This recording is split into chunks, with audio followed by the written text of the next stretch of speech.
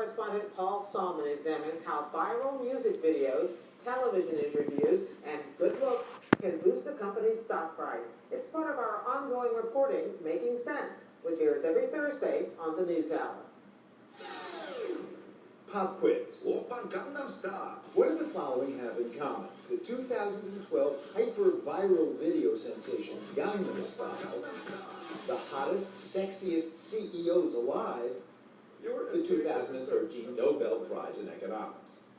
To help answer that question, and a deeper one about the rationality of the stock market, we went to the recent meeting of the American Economic Association in Boston, where, among hundreds of presentations, one in particular had caught our attention. So you're gripping this horse, right? Oh, the reins. I see. So you're ready to... That's the key equestrian dance move in Gangnam Style, the Korean pop video watched so many times online, now over 2.2 billion, that YouTube had to rejigger its views counter.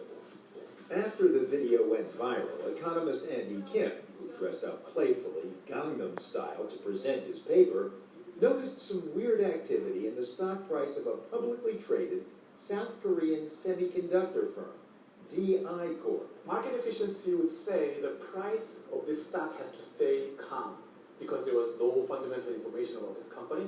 But only with this Gangnam Style being viral, the stock started to jump up 800% level within 3 months. 800, multiplied 8 times. Yes, 8 times. Market efficiency is the theory for which University of Chicago economist Eugene Fama shared the Nobel Prize in 2013. The central question is whether asset prices reflect all available information, what I label the efficient markets hypothesis. The idea is that stock prices always reflect true value, because investors take in all available information about companies almost instantly, and thus bid them up or down to their true worth.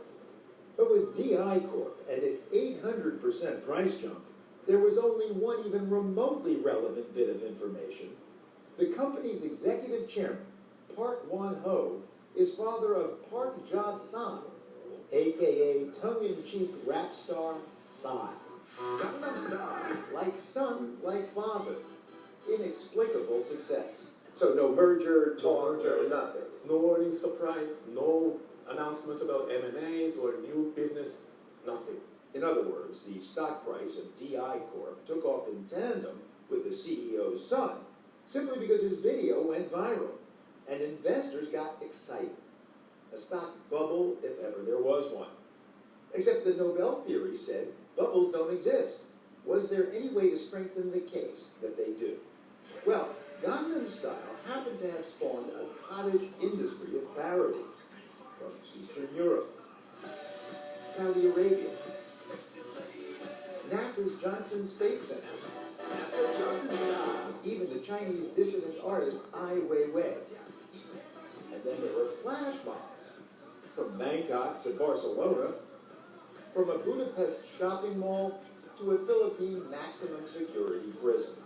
Economist Kim wondered, could it possibly be that when these videos, anywhere from Italy to Indonesia, went viral, or even just bacterial, in their home country, would the DAX stock price go up there?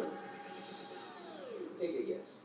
You mean people were actually buying the stock of the father of Psy in Gangnam Style because there were flash mobs in their area? Yes, that's what I'm documenting in this paper. And though DI Corp's stock price eventually subsided some, it soared again with the release of Psy's second hit song, Gentleman, in April 2013. Though the company's earnings remain pretty much where they were pre-virus, the stock still hovers 400 to 500% above where it started. And, says Kim, whenever people are anticipating Psy's new songs coming up, the price shoots back up again to that 800% level. That's an immense effect. That has got to be true bubble, as we call it, irrationality.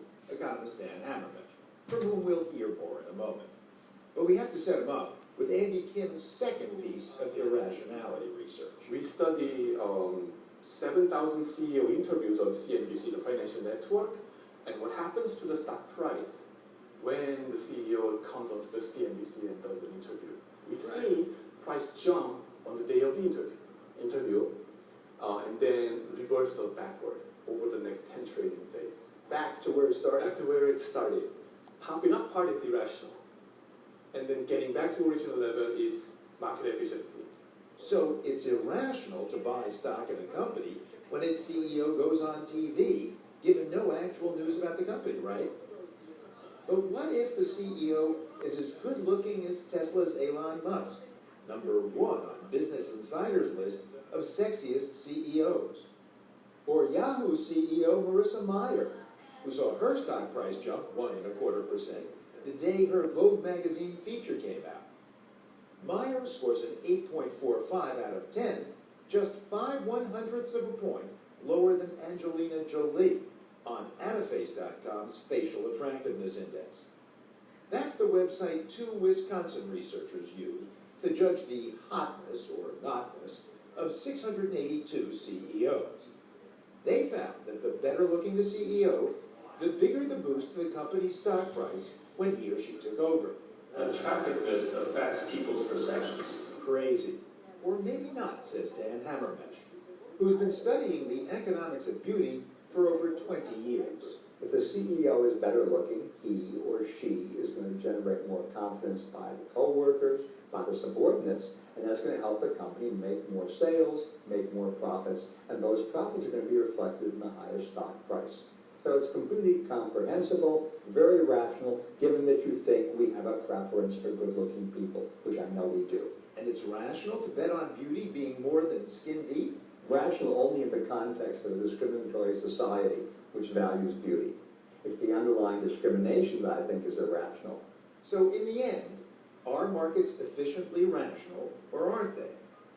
Or are they both? Isn't it rational to believe that investors can take a fancy to a knockout CEO or a company that gets sudden attention for whatever wacky reason, so long as those investors think other investors will do the same? And that brings us back to Psy, the stock of his dad's firm, and the most supposedly rational market players of all, the world's institutional investors. Institutional investors from abroad started to buy this stock even more. And then, guess what? Dimensional Fund Advisor, which was founded by Nobel laureate Eugene Fama, now is the largest institutional investor.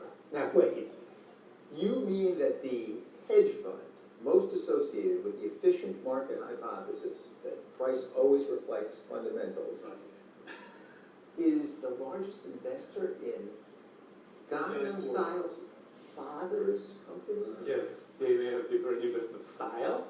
I guess that style must be Gangnam Style. Or the style that says, if you can't beat them, it's perfectly rational to join them. Paul Solman reporting for PBS NewsHour Style.